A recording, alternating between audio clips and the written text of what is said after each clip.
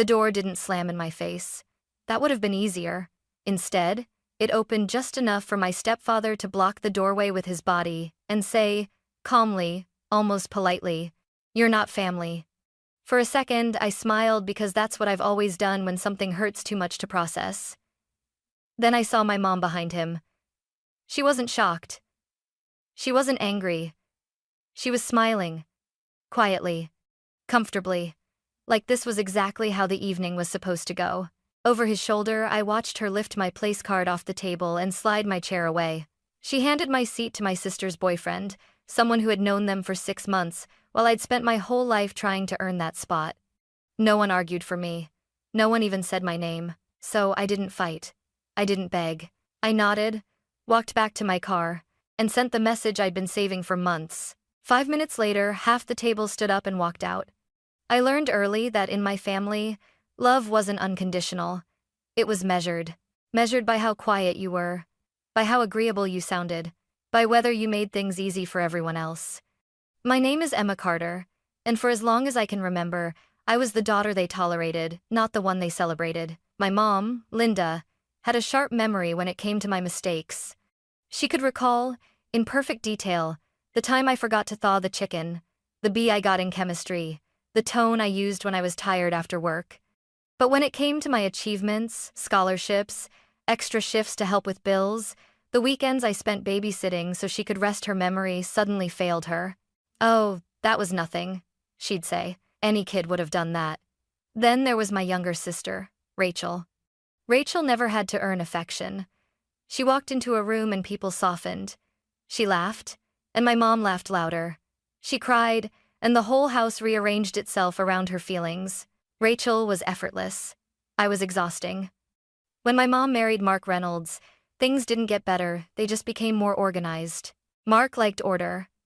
Schedules. Clean narratives. A family that looked good from the outside.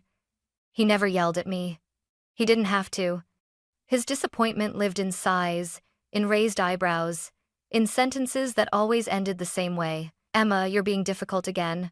Emma, why can't you just let things go? Emma, it's a holiday. Don't ruin the mood." I learned how to shrink. How to smile when my chest felt tight.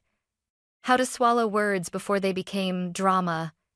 I told myself that if I just tried harder, loved quieter, needed less eventually, they'd see me. I didn't realize back then that the problem was never how much space I took up. It was that they had already decided how little I deserved. By the time Thanksgiving came around that year, I already knew better than to expect anything to change. I'd spent enough holidays sitting at the edge of conversations, enough dinners nodding through backhanded comments, enough birthdays blowing out candles. No one really watched me light. If I'm being honest, I had planned to stay home, order takeout, pretend the day didn't exist. Then Maya texted me. Maya was my cousin on my mom's side, the one person in that entire family who never treated me like an inconvenience. She didn't rush to fill silences or smooth things over. She noticed things, and when she asked how I was, she actually waited for the answer.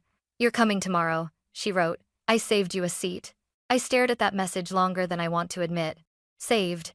You, a seat. No one had ever said that to me before. Not my mom, not Mark, not even Rachel. In my family, I usually showed up and figured out where to stand after everyone else had settled. I typed back, then erased it. Typed again. "What if they start something?" The reply came almost immediately. "Then we won't pretend it didn't happen." That was the thing about Maya. She didn't promise it would be easy. She just promised I wouldn't be alone. So the next morning, I got dressed. I bought a bottle of wine my mom liked, the expensive kind she bragged about to guests but never opened for me. I told myself this wasn't about hoping for kindness. It was about closure. About proving to myself that I'd tried one last time.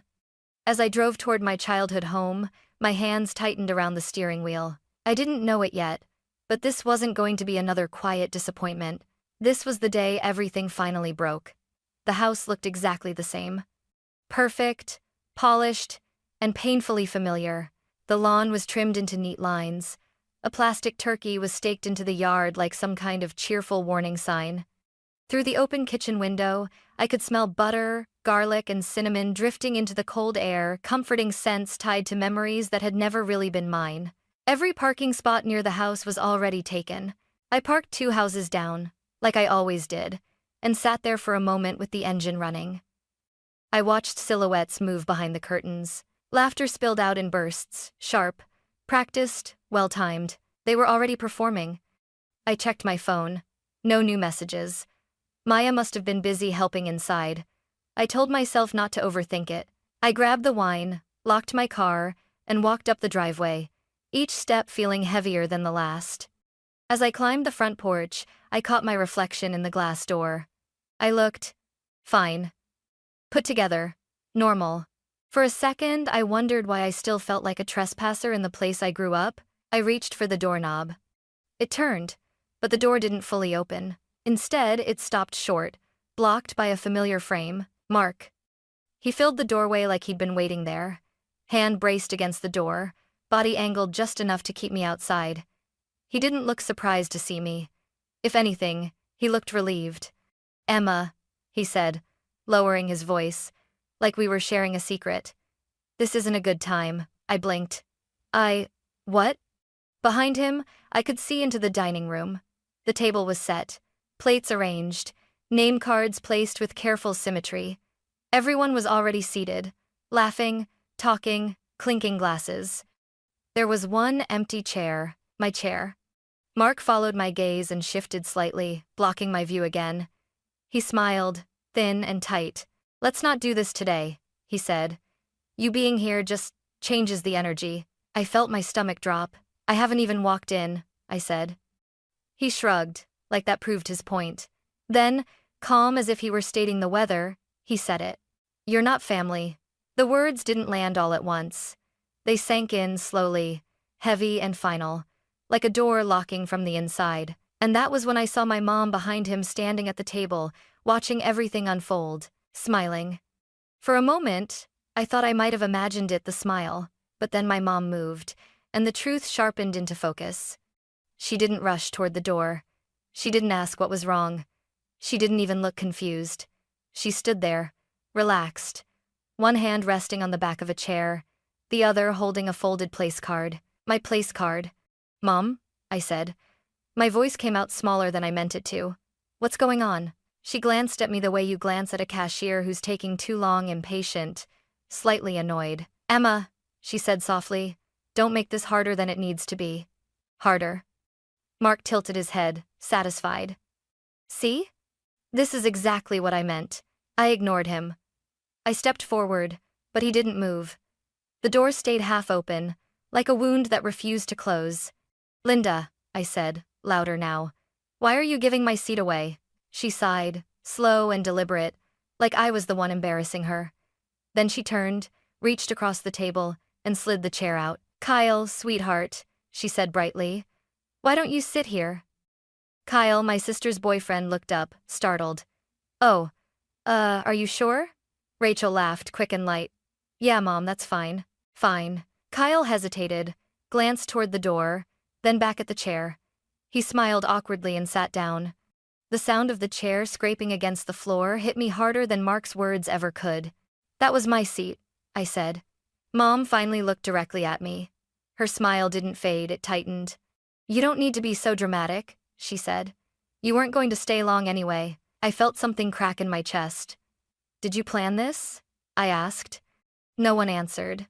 Rachel took a sip of her wine. Someone at the far end of the table chuckled, trying to ease the tension. The room moved on. Like I was already gone. Mark leaned closer, his voice low and firm. "Go home, Emma. Don't ruin Thanksgiving." I waited. For anger, for tears, for the familiar urge to plead. None of it came. Instead, I nodded. "Okay," I said. Mark blinked, surprised. My mom's smile faltered just for a second. I stepped back, turned around, and walked down the porch steps with the wine still in my hand. No one followed. No one called my name. As I reached my car, my hands began to shake, not with rage, but with something colder. Because standing there, keys digging into my palm, I realized something they didn't know yet. I hadn't come unprepared, and I wasn't leaving empty-handed. I sat in my car with the engine off, the bottle of wine resting untouched on the passenger seat. My reflection stared back at me in the dark windshield, eyes glassy. Jaw set too tight, but beneath the shock, something else was settling in. Clarity. I wasn't confused anymore. I wasn't wondering if I'd misunderstood, or if I'd been too sensitive. What happened at that door was intentional. Clean. Rehearsed. And I'd been preparing for it longer than they realized. I unlocked my phone and opened a conversation I'd created months ago, back on a night when Rachel laughed and said, "Emma always makes herself the victim. I have not to get it." My mom had nodded. Mark had added, "She thrives on attention." That was the night I stopped arguing and started collecting. Screenshots of texts sent about me instead of to me. Voice memos where my mom joked that I was too much work. A short video of Mark saying, "If Emma doesn't like how things are, she can leave." Another recording my birthday last year when everyone talked over me like I wasn't sitting right there. I hadn't gathered it out of spite. I did it because every time I tried to explain how they treated me, the story somehow flipped. I became dramatic, unstable, unreliable. Receipts don't gaslight you. I'd narrowed the list carefully. 7 people. Not the loudest, not the cruelest. The ones who still had a conscience. Maya, Aunt Denise, Grandma Helen, Cousin Tyler, Cousin Brooke, Mrs. Collins, and yes, Kyle. I typed one sentence. No emotion, no explanation. I'm done staying quiet. If you're at that table right now, you deserve to know the truth. I attached the file. 5 minutes long. Edited only for clarity, timestamps included. Silence left intact. My thumb hovered over send. For a split second, I thought about turning the car around. Walking back. Apologizing for something I didn't do. Then I pictured my mom smiling as she gave my seat away. I pressed send. The message delivered instantly. I leaned back against the headrest, heart pounding not with fear, but with a strange, unfamiliar calm. Whatever happened next, the truth was no longer just mine to carry. I didn't drive away. I don't know why, maybe curiosity, maybe exhaustion, but I stayed parked there, 2 houses down, watching the front of the house through my windshield like it was a stage. At first, nothing happened. My phone buzzed once. Then again, a text from Maya flashed across the screen. "Maya, Emma, what did you just send?" I exhaled slowly but didn't reply. Then the front door flew open. Not gently, not politely. It burst open like someone had shoved it with both hands. Maya stepped out first. She didn't look confused. She didn't look hesitant. She looked angry, the kind of angry that burns clean and bright. She walked straight down the steps, phone pressed to her ear, pacing the sidewalk like she was holding herself back from screaming. Behind her came Grandma Helen. She moved slower, but her posture was rigid, jaw set tight. I'd never seen my grandmother walk away from a family table before. Not once.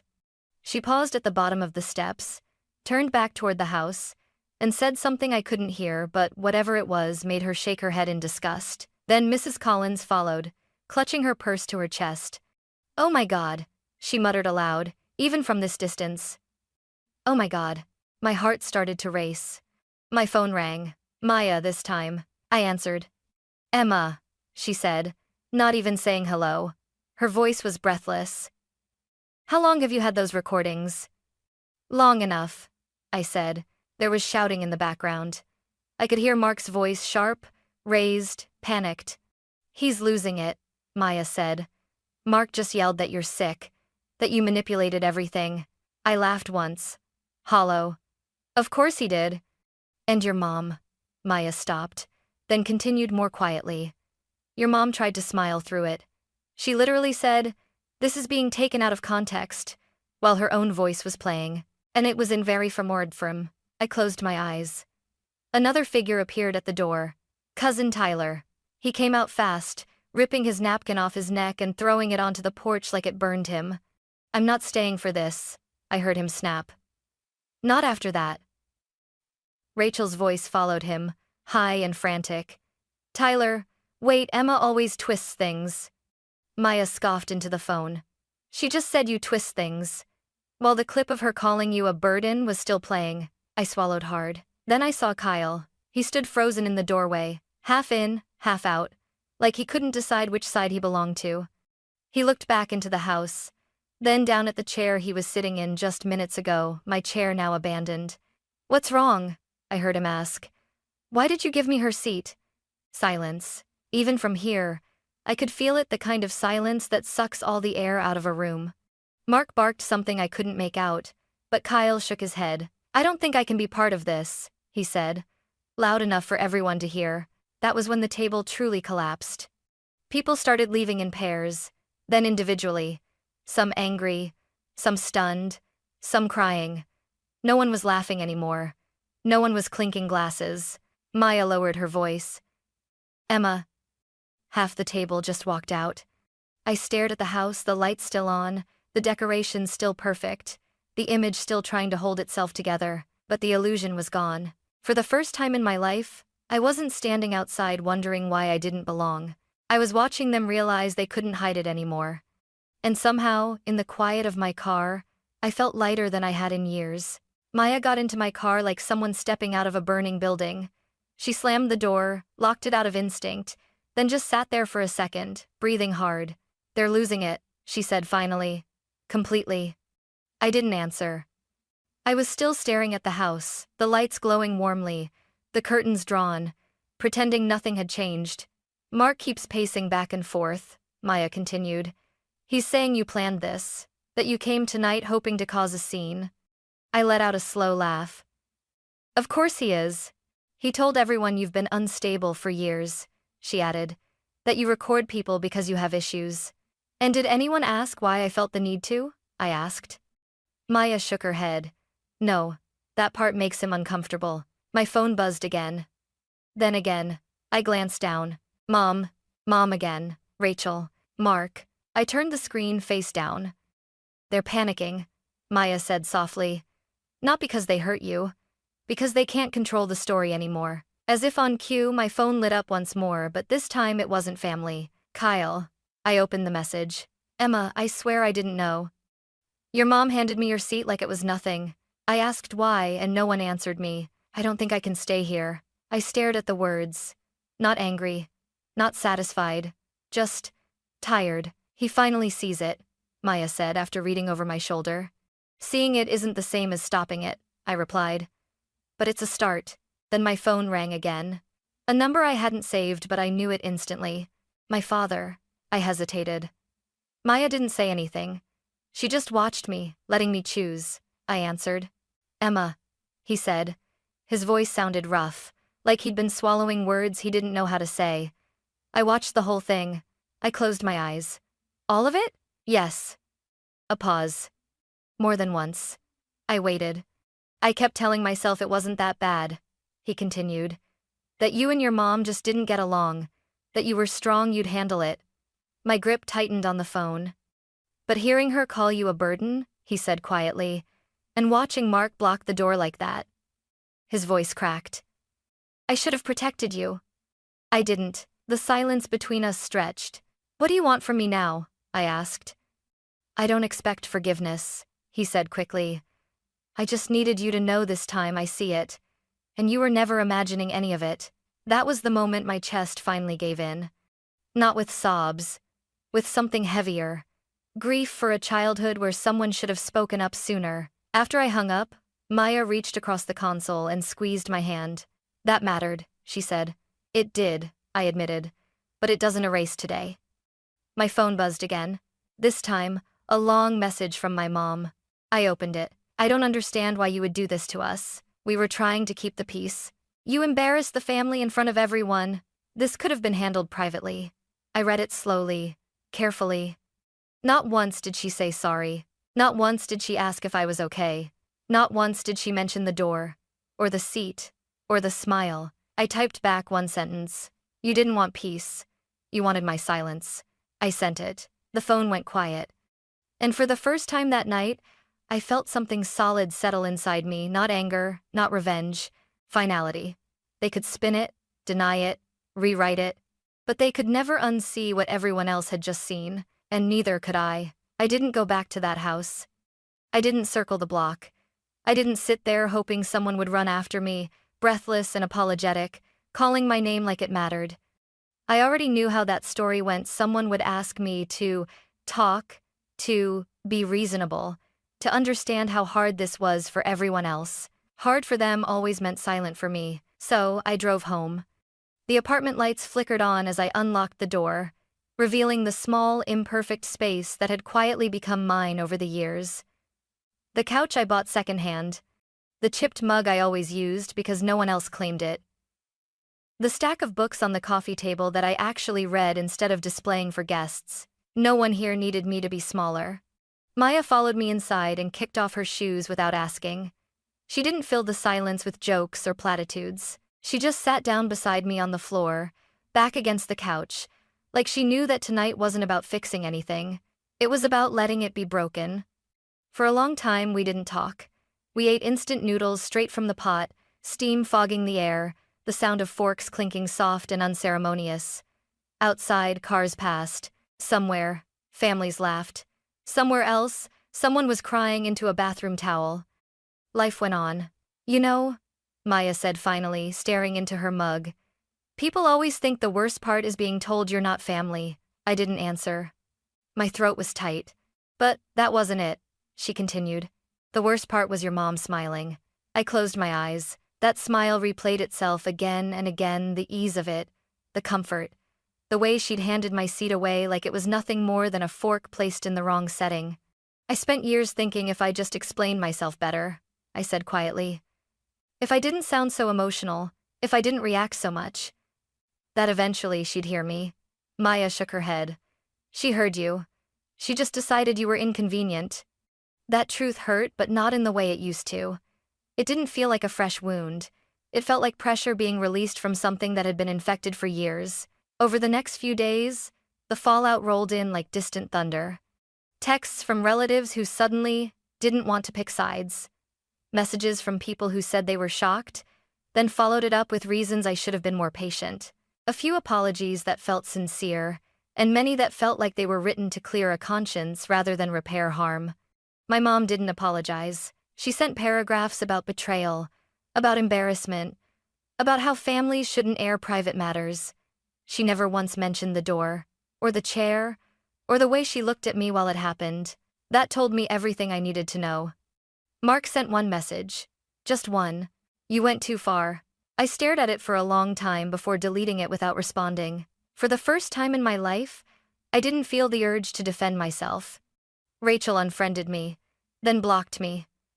Then, 2 days later, sent a message asking if I could talk like adults. I didn't reply. Not because I hated her, but because I finally understood something crucial. Closure doesn't come from conversations with people who benefit from misunderstanding you. It comes from choosing yourself anyway. The strangest part was the quiet. No more waiting for the next family gathering where I'd rehearse lines in my head. No more bracing myself for comments disguised as jokes. No more scanning faces to see if I was welcome or merely tolerated. At first, the quiet felt empty. Then it felt safe. I started sleeping through the night. I stopped jumping when my phone buzzed. I caught myself laughing, real laughter at things that had nothing to do with proving I was okay. I called my dad a week later, not because I owed him forgiveness, but because I wanted clarity. We talked slowly, carefully, like two people learning a new language. He didn't ask me to reconcile. He didn't excuse what happened. He just listened. And when he said, I should have done more, I let the words exist without trying to make them heal me. Some apologies come too late to change the past, but they can still shape the future. I didn't rush to replace my family. I didn't build a dramatic, chosen family overnight. What I did instead was simpler and stronger. I let people show up. Maya, of course. A coworker who invited me for coffee and actually meant it. A neighbor who remembered my name. Friends who didn't flinch when I said, that hurt. I built a table that didn't require me to earn my seat. And slowly, something shifted. I stopped defining myself by who didn't want me. I stopped narrating my life as a reaction to rejection. I stopped wondering if I was too much or not enough. I was just enough. One night, weeks later, I took out a notebook and wrote something I'd never allowed myself to write before. Not a letter to my mom, not a defense, not an explanation, just a sentence. I didn't lose a family, I shed one. I read it back again and again. Because loss implies something was taken from you, what I felt was relief. Walking away didn't make me heartless. It didn't make me cruel. It didn't make me wrong. It made me honest. I used to believe family was something you survived. Now I know better. Family is where you don't have to disappear to keep the peace. And for the first time in my life, standing alone didn't feel like abandonment. It felt like freedom.